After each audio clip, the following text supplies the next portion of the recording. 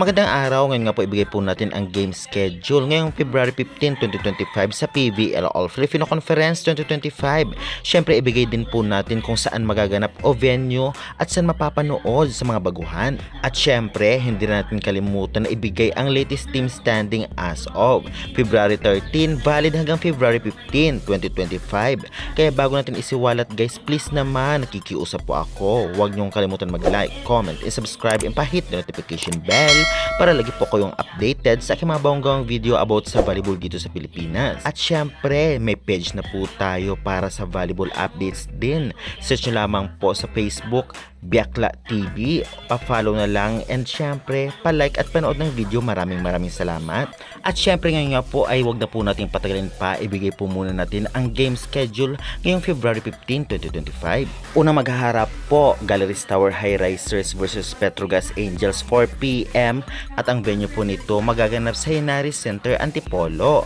Samantalang sa second game naman, PLDT High Speed Hitters versus Creman Cool Smashers 6:30 PM, venue Henares Center, Antipolo din. At saan ba mapapanood sa mga baguhan dyan? Mapapanood po ninyo ito sa mga sumusunod sa Pilipinas Live application, sa Signal application.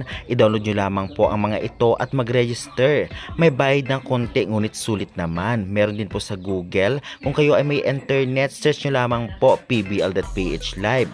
30 minutes late live ngunit napakalinaw at buo yung video. At meron din po nito sa cable kung may cable kayo sa inyong bahay, sa channel na One Sports or One Sports Plus. Minsan nagla-live sila, minsan hindi. Check nyo na lang. At ngayon naman po, syempre ibigay po natin ang latest team standing as of February 13 hanggang February 15, 2025. Narito po ang mga team na nangunguna bago matapos ang prelims. Sa ngayon nga ay nangunguna po ang Creman Cool Smashers 9-0, Petrogas Angels 8-1, Signal HD Spikers 7-3, Chocomucho Flying Titans 7-3, PLDT High Speed Hitters 6-3, Akari Power Chargers 5-3, nasa rank 7 naman ang Cherry Tigo Crossovers 5-5, Sauce Coffee Thunderbells 4-6, From Fresh Foxes 4-6, Galleries Tower High Racers 1-8, at NX Lead Chameleon 1-9 at Capital One Solar Spikers 1-9. At ay nagisibigay na po natin ang latest team standing at game schedule.